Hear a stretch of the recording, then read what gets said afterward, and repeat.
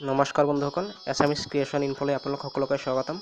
আজি আমি NRC Claim and Objection ফৰ্মটো কেনেকৈ পূৰণ কৰে সেইটোৰ বিষয়ে কথা পাতিম। যেহেতু 1 ছেপ্টেম্বৰৰ পৰা ফৰ্ম জমা দিয়া আৰম্ভই হ'ব, গতিকে বন্ধুসকল তাৰ কাৰণে ক্লেম ফৰ্মটো মই আগতে লৈছোঁ। ক্লেম ফৰ্মটো অৰ্থাৎ দাবী প্ৰপত্ৰ কেনেকৈ পূৰণ কৰিব। প্ৰথমতে পৃষ্ঠা এ লৈছোঁ। পৃষ্ঠা এত প্ৰতি নাগৰিক পঞ্জীয়নৰ স্থানীয় পঞ্জীয়ক, ইয়াত খালী ঠাই আছে। খালী ঠাইত মই NSK খাৰুপেটীয়া লিখিছোঁ। আপোনালোকে আপোনালোকৰ নিজৰ NSK NRC সেৱা কেন্দ্ৰৰ নাম লিখিব। তাৰপিছত ARN নম্বৰ, এইটো ARN নম্বৰ 22 অংকৰ। এইটো আপোনালোকৰ যিটো ARN নম্বৰ হয় আপোনাৰ পৰিয়ালৰ, এইটো ARN নম্বৰ লিখিব। তাৰপিছত আহিব পৰিয়ালৰ সদস্যৰ ব্যক্তিগত বিৱৰণ। এইটোত আপোনালোকে 1A আছে, খচৰাত অন্তৰ্ভুক্ত নোহোৱা সদস্যৰ নাম বা দাবীদাৰৰ নাম। এতিয়া 1A মই মঞ্জুৰা বেগম দিছোঁ। তেখেতৰ নাম যিহেতু অহা নাই, উদাহৰণস্বৰূপে মই ধৰি লৈছোঁ ক্ৰমিক নং 1 নম্বৰ দি। তাৰপিছত লিখা আছে 1B লেণ্ডলাইন বা মোবাইল নম্বৰ, মই মোবাইল নম্বৰ এটা দিছোঁ। তাৰপিছত 2 আছে, 2 নম্বৰত আছে সদস্য ID, মূল NRCত আবেদনৰ উল্লেখিত একে ID, অৰ্থাৎ যেতিয়া আবেদন কৰা হৈছিল প্ৰথমবাৰৰ বাবে তেতিয়া তেওঁৰ ক্ৰমিক নম্বৰ কিমান আছিল, সেই ক্ৰমিক নম্বৰটো ইয়াত দিব লাগিব। ইয়াত 2 দিয়া হ'ল। 2 এই কাৰণে দিয়া হ'ল, তেওঁৰ যেতিয়া প্ৰথমতে আবেদন কৰিছিল তেতিয়া তেওঁৰ ক্ৰমিক নম্বৰ 2 আছিল। তাৰপিছত তেনেকৈ ক্ৰমিক নং 2 দি মফিদুল ইছলাম দিয়া হ'ল। উদাহৰণস্বৰূপে এওঁৰ নামো অহা নাই, এইটো ধৰি লোৱা হৈছে।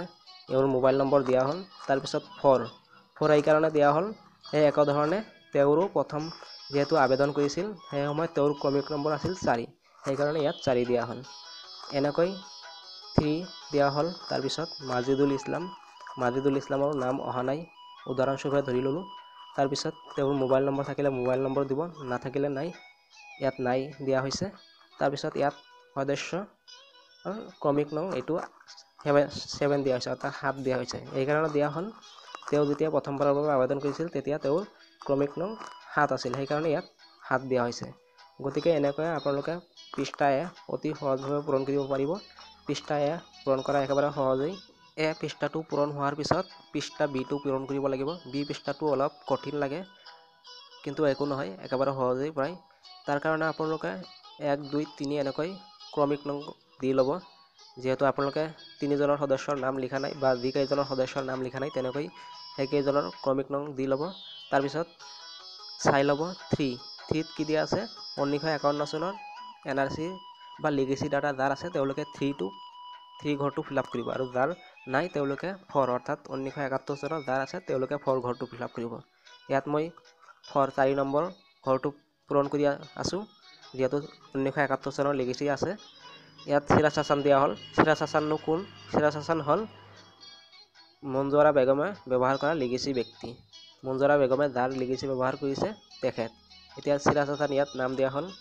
চিৰাজ হাছান নাম দিয়াৰ পিছত 4Bত উল্লেখ কৰিছে তেখেতৰ লিগেচি কোড, অৰ্থাৎ 1971 চনৰ 24 মাৰ্চলৈ প্ৰকাশিত ভোটাৰ তালিকাৰ লিগেচি ডাটাবোৰ। চিৰাজ হাছানৰ ভোটাৰ তালিকাৰ লিগেচি ডাটাৰ কোড যিটো আছিল এইটো ইয়াত দিয়া হ'ল 4Bত। উদাহৰণস্বৰূপে এই লিগেচি কোডটো ধৰি লোৱা হ'ল।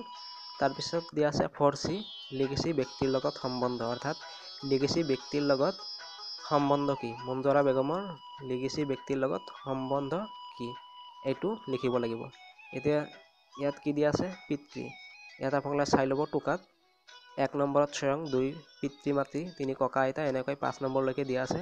যিহেতু পিতৃ হয় সেইকাৰণে পিতৃ দিয়া হ'ল। পিতৃ দি তাৰ লগত ব্ৰেকেটত 2ও লিখি দিব পাৰে। এনেকৈ 4C ফিল আপ কৰাৰ পিছত পূৰণ কৰাৰ পিছত 4D আহিব। 4D একেবাৰে গুৰুত্বপূৰ্ণ, কাৰণ এইটোৰ ওপৰতে আপোনাৰ নামটো অহা নহাৰ সিদ্ধান্ত ল'ব। যদি আপুনি ভাল ডকুমেণ্টছ দিব পাৰে তেতিয়াহ'লে নাম আহিব, আৰু যদি দিব নোৱাৰে নাম নাহে। ইয়াত কি দিয়া আছে, সম্পৰ্কৰ প্ৰমাণস্বৰূপে দাখিল কৰা তালিকা বিৰ স্বস্বাক্ষৰিত নথিৰ ক্ৰমিক নং, অৰ্থাৎ বিত যিবিলাক তালিকা উল্লেখ কৰিছে, লিংকেজ নথিৰ দৃষ্টান্তমূলক তালিকা, মুঠ 8টা প্ৰমাণপত্ৰ দিছে। এই 8টা প্ৰমাণপত্ৰৰ ভিতৰত যিকোনো এটা জমা দিব লাগিব। ইয়াত কি দিয়া হ'ল, 3 আৰু 5। 3 আৰু 5 এই কাৰণে দিয়া হ'ল, 3ত কি আছিল, বোৰ্ড বা বিশ্ববিদ্যালয়ৰ প্ৰমাণপত্ৰ, অৰ্থাৎ এডমিট যদি আছে তেতিয়াহ'লে 3, আৰু 5 এই কাৰণে দিয়া হ'ল চক্ৰবিষয়া লাটমণ্ডল গাঁও পঞ্চায়তৰ সচিবৰ প্ৰমাণপত্ৰ, অৰ্থাৎ পঞ্চায়তৰ লিংক চাৰ্টিফিকেট লোৱা হৈছে কাৰণে ইয়াত 5 দিয়া হ'ল।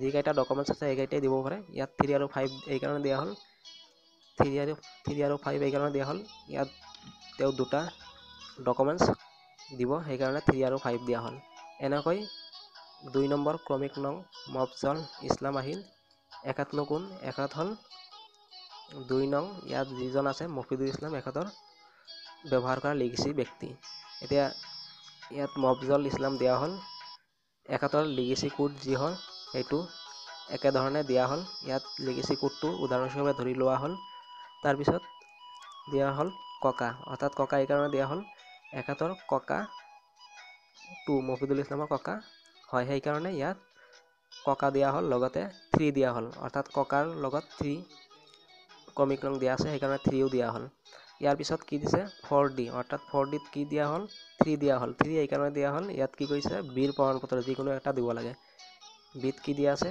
3 বৰ্ড বা বিশ্ববিদ্যালয় প্ৰমাণপত্ৰ ইয়াত যেহেতু এডমিট আছে সেইকাৰণে 3 দিয়া হ'ল যদি ভোটাৰ তালিকা বা ৰেচন কাৰ্ড অন্যান্য যিকোনো এটা থাকে তেতিয়াহ'লে সেই ক্ৰমিক নংটো দিব লাগিব ইয়াত 3 এই কাৰণে দিয়া হ'ল কাৰণ যেহেতু তেওঁৰ এডমিট আছে তাৰপিছত 3 নম্বৰ ক্ৰমিক নং ইয়াতো মফজল ইছলাম আহিল ইয়াত এই মাজিদুল ইছলামে ব্যৱহাৰ কৰা লিগেচি ব্যক্তিৰ নাম গতিকে ইয়াৰ নাম লিখাৰ পিছত একাতৰ নাম লিখাৰ পিছত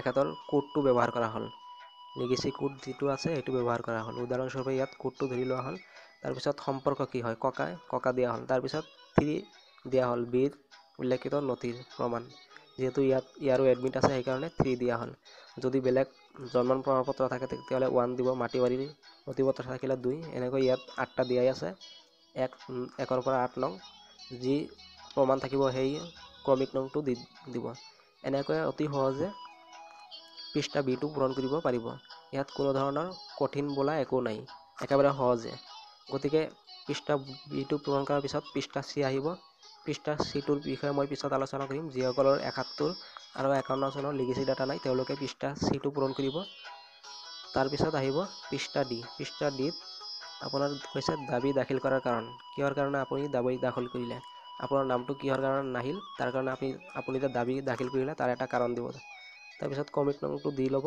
ইয়াত মই লিখিলোঁ প্ৰতি মাননীয় ৰাষ্ট্ৰীয় নাগৰিকপঞ্জীৰ সমন্বয়ক মহোদয় মই এজন জন্মগত ভাৰতীয় নাগৰিক মোৰ দেউতা ককা আজো ককাৰ 1971-51 চনৰ আগৰ লিগেচি ডাটা বা ভোটাৰ লিষ্ট আছে সেই সূত্ৰে মই এজন প্ৰকৃত ভাৰতীয় গতিকে মহোদয় মোৰ নাম ৰাষ্ট্ৰীয় নাগৰিকপঞ্জীত অন্তৰ্ভুক্ত কৰে যেন এনেকৈ মই লিখিছোঁ আপোনালোকে ইয়াতকৈ ভালকৈ লিখিব পাৰে যদি ভাল কিবা বাক্য আছে তেনেকৈ লিখিব পাৰে এনেকৈ লিখি তাৰপিছত আপোনাৰ একেবাৰে তলত যাব লাগিব তলত পৰিয়ালৰ মুৰব্বী সহি কৰিব লাগিব ইয়াত ময়ে সহি কৰিলোঁ উদাহৰণস্বৰূপে ধৰি লৈছোঁ যিহেতু তাৰপিছত ঘৰ বা বিল্ডিঙৰ নম্বৰ ঘৰ নম্বৰ যিটো হয় সেইটো দিব আপোনাৰ এলেকা ইয়াত খাৰুপেটীয়া দিয়া হ'ল আপোনাৰ যিটো এলেকা হয় সেইটো দিব চক্ৰ দিব জিলা যিটো হয় সেইটো দিব পিন নম্বৰ তাৰপিছত ৰাষ্ট্ৰ দেশ দি মোবাইল নম্বৰটো দিব মোবাইল নম্বৰটো এই কাৰণেই দিব কাৰণ মোবাইল নম্বৰ দিলে আপোনাক কণ্টেক্ট কৰাত সহজ হ'ব যদি আপোনাৰ অলপ কিবা ভুল হয় আৰু যদি আপুনি অতিৰিক্ত পেজ ব্যৱহাৰ কৰিছে তেতিয়াহ'লে এইটোত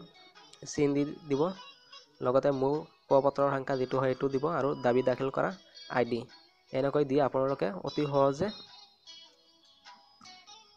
দাবী প্ৰপত্ৰটো পূৰণ কৰিব পাৰে দাবী ফৰ্মটো ফিলআপ কৰা একেবাৰে সহজেই প্ৰায় বন্ধুসকল আপোনালোকে চিন্তা কৰিব নালাগে আপোনালোকে যদি ফৰ্মটো হাতত পায় তেতিয়াহ'লে অতি সহজে বুজি পাব ইয়াত আগৰটোতকৈ একেবাৰে সহজ বেছি ইয়াত অকল আপোনাৰ দাবী ফৰ্মটো ফিলআপ কৰিলেই হ'ব ইয়াত আকৌ ফেমিলি ট্ৰি দিব নালাগে সব বন্ধুসকল আজিলৈ এইখিনিয়ে যদি ভিডিঅ'টো ভাল লাগে লাইক কমেণ্ট শ্বেয়াৰ লগতে ছাবস্ক্ৰাইব কৰিব ইয়াৰ পিছত মই অবজেকশ্যন ফৰ্মটো কেনেকৈ পূৰণ কৰে এইটোৰ বিষয়ে ক'ম আৰু লগতে যিসকলৰ 71 আৰু 51 চনৰ লিগেচি ডাটা নাই বা ভোটাৰ লিষ্ট নাই তেওঁলোকে কেনেকৈ আবেদন কৰিব এইটোৰ বিষয়ে মই পিছৰ ভিডিঅ'ত আলোচনা কৰিম আজিলৈ এইখিনিয়ে থেংক ইউ